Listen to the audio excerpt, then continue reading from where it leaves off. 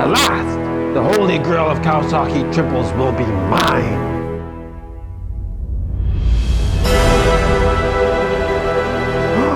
They do exist. Not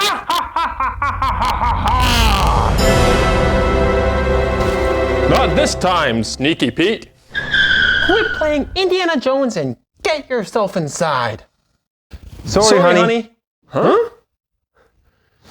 All right, everybody, enough teasing, enough joking around. It is time to finally show what is inside the crate.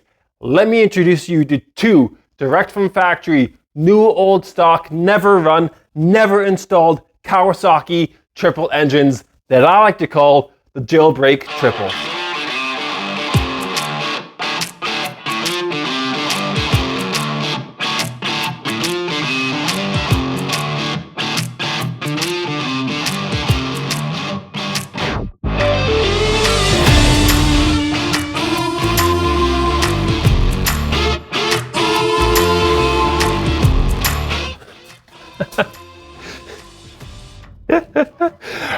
All right, guys, here you have it. Finally out of the crate, on the bench, two brand new old stock Kawasaki triple engines. This is absolutely amazing. If you can't tell by the look on my face, I'm blown away. I mean, they've been sitting in my garage for about the last month and a half as I've been kind of mulling over what to do with this video. So this is the first time I've seen them out of the crate and be able to look at them up close from all different angles. And this is absolutely crazy. Both of these are from 1973. The one here is an S2 350 and the big guy here is an H1 500. Now, before I get too far ahead of myself on how I acquired these motors and tell the whole backstory on them, I just kind of want to show you exactly how they sit, because they're basically covered in about 50 years worth of dust. At that point, I'll plug up all the holes, take them outside, wash them, and then document them for a second time to show exactly how these things came from factory to use as a restoration reference for the whole community. So guys, I'm super excited about this. So let's get working on these things and hope you enjoy.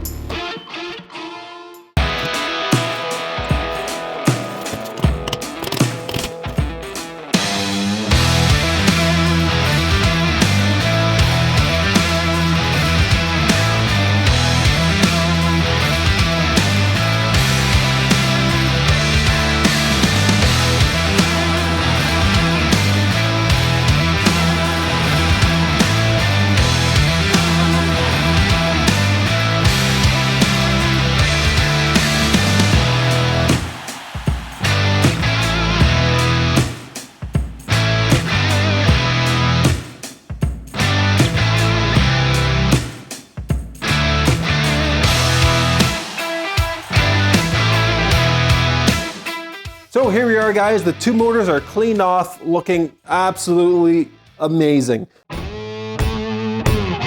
Like most of our bikes, a good story really brings life and character to them. And these are no exception, which is exactly why I call them the jailbreak triples. I can't tell you the details exactly because, to be honest, I don't know them. But legend has it, let's just say, that 1973 Kawasaki had donated these to a prison to be used as teaching props for a auto mechanics program to help rehabilitate prisoners and give them life skills for life outside of prison. The shop teacher, instructor, whoever he was, didn't have the heart to allow these to be used as teaching props. Perhaps he was a fan of the triples, I don't know. But basically, these escaped prison and sat in his garage for the next 40 some odd years until he passed away, at which point they got passed on to a family friend, and now they have been sold to their current owner, who shipped them to me to make this video for all of you guys. Like most stories that might be a little embellished over the years, but they did come from a prison. They are here, and I'm so excited to go over them with all of you.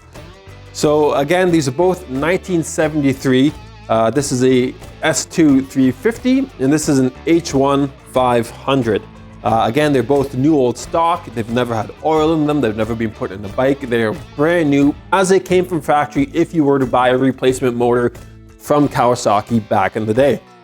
Couple interesting things, the serial numbers on each motor exceed that of any that were put into road bikes for 1973, which makes total sense, being that after Kawasaki would have run or finished their production bikes for that year, they would have continued a run of engines to sell as replacements. So that's a little neat factoid.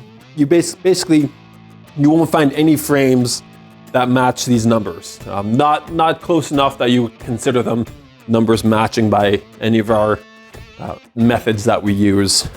Again, I'm just going to go top to bottom. It might be a little bit long-winded, a lot of kind of useless information, but I think it's very important that we have these motors and we document them exactly as they are as restoration guides. So, the S2 350, starting at the top, we've got the 3 NGK spark plugs, which are B9HCS. The 4 bolts are held on each cylinder. It's a single nut with what looks like a lock washer and then the head. So it's not the double stacked washer, it's the head, lock washer, and then the single zinc plated nut. The outside fin is polished. I believe 73 was the first year that Kawasaki started polishing the outside fins. So anybody who's polishing their fins on 72 H2s, shame on you. Okay, working our way down. The motor came with the exhaust flanges, and if you look inside, it actually has the exhaust gasket already installed, which I thought was pretty interesting.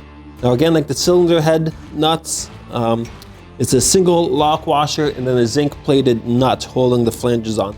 Looking at the side covers now, both ignition and clutch sides are polished aluminum with the inlays around the Kawasaki painted black. Looking at the polishing, it's not a perfect mirror finish. You can still see the grit marks in the aluminum.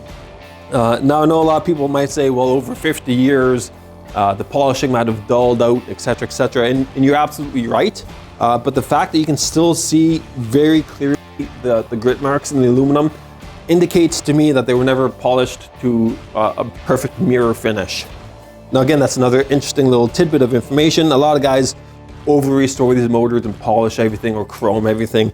And if you want that original look, that's just not the case. If you look at all of the screw heads, none of them have ever had a single screwdriver put in them. There's not a mark, nothing in any of them. This motor is absolutely perfect. The kickstart shaft is zinc plated, which is interesting. I never really knew that. The banjo bolts on the injection lines are just bare brass. They're not polished. And then it's got the aluminum crush washer and the chrome banjo bolts. The shift pattern, starting at the bottom, working your way up, is first, neutral, second, third, fourth, and fifth. And even looking at the engine cases themselves, a lot of people love to polish these out, and I'll be honest, it looks great. It's really catchy, but that's just not how they came from factory. Looking at this, it's just a bare raw aluminum. I dare even say that vapor blasting polishes them too much if you want to maintain an original look. But again, in my opinion, vapor blasting is an absolutely incredible process. Looking at all the hardware that is used to sandwich the two halves of the cases together, again, single lock washer into a zinc plated nut. There's no flat washers in there, which I find interesting. Moving back to the carburetors in the intake side, again, we'll start at the top with the cable orientation. We've got our 3 cables here. So if you're going from the back of the motor towards the front, you've got the the clutch cable, then the throttle cables, and the enricher cable. Coming down, looking at the carburetors, again, very raw material. They're not polished, they're not shiny. This is a step I think a lot of guys make mistakes on if they want to do a very accurate restoration. Sandblasting or glass bead is just far too aggressive. It really takes away the original look. Vapor blasting, again with the carburetors specifically, just polishes them too much. This is where I really like soda blasting, just with a simple handheld gun, put some baking soda to your air compressor. Basically, it's just a very thorough cleaning. Looking at all the hardware and things on the carburetors, from the cylinder to the aluminum intake manifold.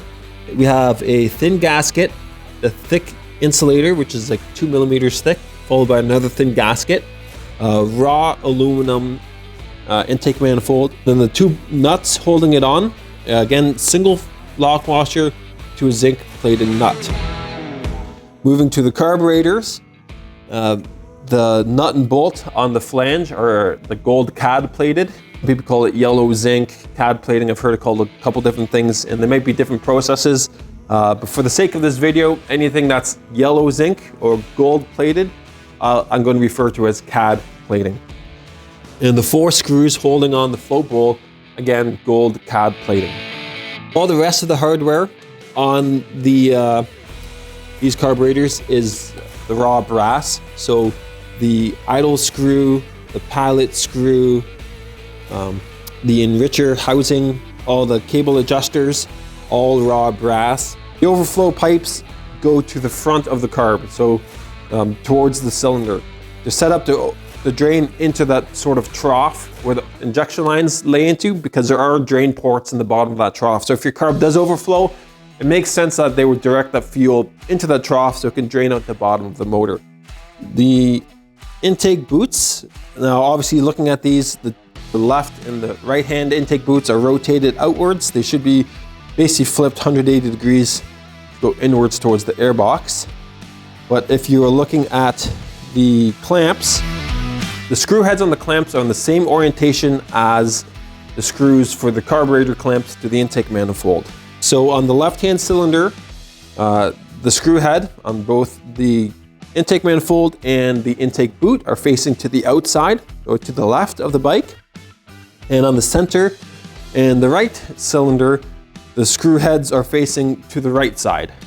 So just a little tidbit to keep that in mind when you're restoring your 73S2, that the screw heads for the intake boots go in the same orientation as the screw heads in the carburetors to the intake manifold. So left to the left, center and right to the right.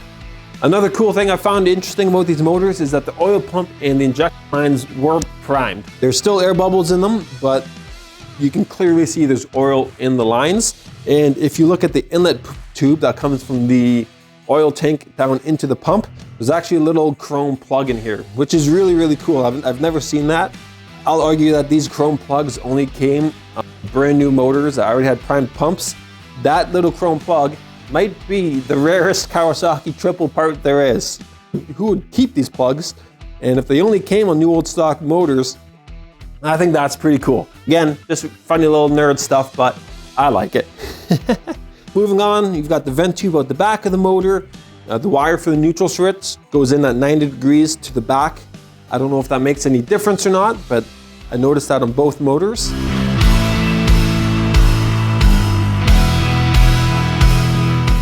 Now opening up the oil drain plug here, you can see there's no oil in the motor. So again, from factory, these never came with oil in them. At least in 1973. Now moving on to the H1 500. So again, starting at the top, kind of working our way down through all the various surface finishes and hardware finishes, etc., etc. We have NGK spark plugs. In the case of this motor, they are B9HS, so 3 NGK B9HS spark plugs. Then we've got the cylinder head bolts that are zinc plated, followed by the double washers, in this case, the thick lock washer and the thin flat washer. Again, bare aluminum finish with the outside fin polished. First year to do that in 1973. And again, the polishing on this motor, similar to the 350, it's not mirror finished. You can still see like the grit lines in it. Difference here, no exhaust flange, no exhaust gaskets on the H1 motor. So the cables, again, you've got your 3 cables, the clutch, the throttle, and the enricher plugs, all stacked on top of each other. Again, starting at the back of the bike, your clutch cable, throttle cable, then the enricher plug. Now starting at the the cylinders, working way back towards the carbs. Again, looks like it's got a thin gasket, a thick insulator, and another thin gasket. And then holding the intake manifolds on, there's the single lock washer with the zinc plated nut. And then we've got the clamps that hold the carburetors onto the intake manifolds. They are silver zinc plating, and the hardware is silver zinc as well. Looking at the various finishes on the hardware on the carburetors, silver zinc for the float bowl screws, silver zinc plated or silver, some sort of plated brass pallet screw, moving the top rubber boot, raw brass for the cable adjuster and idle adjuster. Now moving on to the head orientation of all the screws and bolts for the carburetors. This is a difference now between the S2, whereas for the H1 motor, the left and the center are sticking out the left, and the right is alone sticking out the right side. So left and center sticking out the left on the H1, the right cylinder sticking out the right. And the same goes for the clamps for the intake boots. Interesting thing about the intake boot clamps that I've seen people debate about online is for the two outside clamps, the screws are on the bottom, and on the center clamp, the screw is actually on the top. I don't know if that's just to make it easier access when working on the bike, but the center carburetor, the clamp on the exhaust boot on the H1 is on the top of the boot. Moving down to the side covers, the ignition cover, the satin, I'd say it's a satin black inlay around the Kawasaki, and on the clutch cover, the Kawasaki inlay itself, again, painted satin black. The polishing, again, not mirror finish. You can still see uniform grit lines on everything, but it is quite polished. And considering this is 50 years old now, untouched, just dusted off, it still maintains really, really good shine. Moving on to the ignition harness here, you've got this really nice protective boot for all of the connectors, with the exception of the light green and the ground wire that are fastened together, sticking out the bottom of the boot, so not out the top. Again, the surface finish of the engine cases, just bare aluminum. It's not polished, it's not shiny. Same with the carburetors, they're not polished, it's just bare raw material. That's something to keep in mind if you want to go as close to original as possible. Again, same as the 350, looking at all the hardware.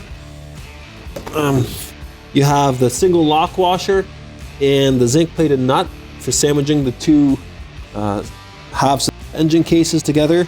And again, guys, looking at this motor, not a single screw has any marks on it. This thing is perfectly brand new. Oil injection on the H1 also came primed with oil. It's a red oil, just like the S2. Little chrome plug at the end of the inlet tube. So I mentioned there are some interesting differences between the two motors. Obviously, the big ones that come to mind are on the carburetors. The fact that the head orientations for the screws are different on each one. Here it's left to left, center to right to right. Here it's left, center to the left, and right to the right. Another interesting thing I found was which parts are CAD plated and which parts are zinc plated. Again, the bolts that hold the carburetors to the intake manifold, CAD plated on this one, zinc plated on the H1. The float bowl screws, gold CAD on the S2, silver zinc on the H1.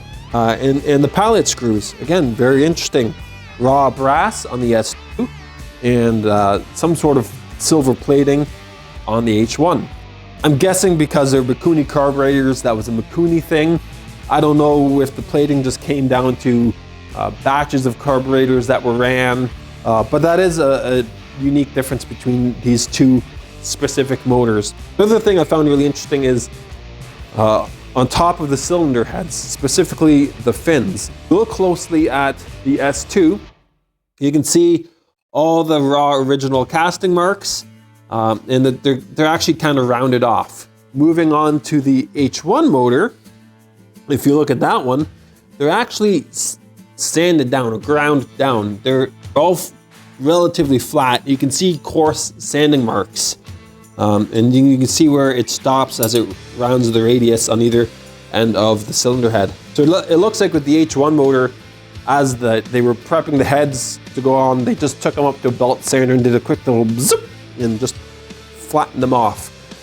I can't speak to exactly why that is, but another difference between the two motors is on the H1 cylinder heads, you can see a distinct line through all the cylinder heads, which looks like to me were the two halves of the sand molds pressed together. So it's very possible that there was venting boots off the top of these fins, and that's why they had to be cut and then sanded off for nice uniform height. But either way, I thought that was a unique difference between the two of them. Other cool machine marks on the front of the engine cases, along this edge here, very, very rough grinding in both motors. Again, I would argue that that had something to do with the casting process. Maybe there's flutes, vent holes coming off the top, and they just had to give it a quick little grind off to get that down and flat. Another interesting thing I found about both of these motors is the liquid gasket material from sandwiching the two halves of the cases together. You really didn't clean it up much. If you look on the backs of the motors, and even the fronts, it's just kind of oozed out, and they might have just given it a little wipe, but they didn't clean it off perfectly clean. Now, I'm not ignorant to the fact that they're both 50-year-old motors that have never had oil on them, so it's not like you could just take these, put them in the bike and add fuel and go. Both of them have 50-year-old seals in them that have just been sitting dry, so they'll need a complete tear down and rebuild if you did ever want to put them into a bike, which is why I think it's so incredibly special to keep them preserved as they are. Some people might say that's a waste, but personally, I think that these are a valuable asset to the community. It's not every day you get new old stock engines like this that show you exactly how they came from factory.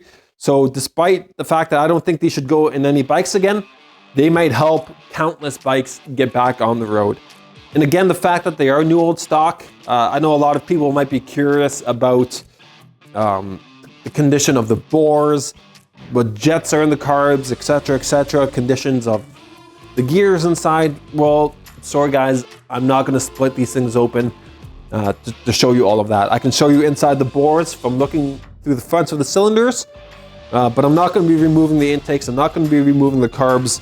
Again, there has never been a single screwdriver or wrench put to these motors, and I don't want to be the guy to do that. They're only new old once. Call me crazy, but I don't want to touch these things. The only thing I am willing to do is take a screwdriver with some protective tape over the tip of it, and I'll check the pilot screw setting and the idle settings on each motor. But again, that's only going to give you a baseline on how the carbs came from Mikuni. That's not exactly the optimal tuning for these engines. Okay, so here we are on the S2 motor. So going to the idle or the pilot screw here first. That's one. That's two. That's three, and it's stopped. So 3/2 revolutions. That's 1.5 screws out from bottom that these are adjusted. Now let's check out the idle screw. That's 1/2, 2, 3, 3.5. So that is 1 3/4 revolutions out.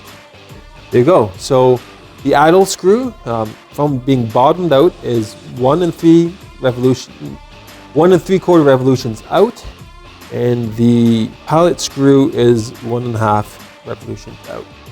Now let's move to the H1 motor. Let's take my handy dandy screwdriver here. 1/2, 2/2, 2.5 half revolutions. So that's 1 1/4. Now let's look at the idle, the idle screw on the H1 motor. We're going to dial this in. Again, go half revolutions. 1, 2, 3, 4, 5, 6, 6.5. So that's 3 1/4 revolutions out. That was 1 1/4 turns out for the pallet screw on the H1, and 3 1/4 screws out on the idle adjuster on the H1. I realize this might not be the most captivating video, but at very least I hope you find it interesting to see these two dual stock motors, and I feel incredibly blessed to be the guy to sit down with these and document them for everyone. This is very, very exciting for me. I've probably said that about 1,000 times already in this video, but again, two new old stock Kawasaki triple engines. So cool. Unfortunately, I have to ship these back to the owner, which is going to be maybe the hardest thing ever. You know, they escaped from prison once. Perhaps they might escape one more time and hide out here at my shop for a little bit longer. So that's it for me today, guys. Again, hope you enjoyed this, hope you learned something, hope you found it interesting.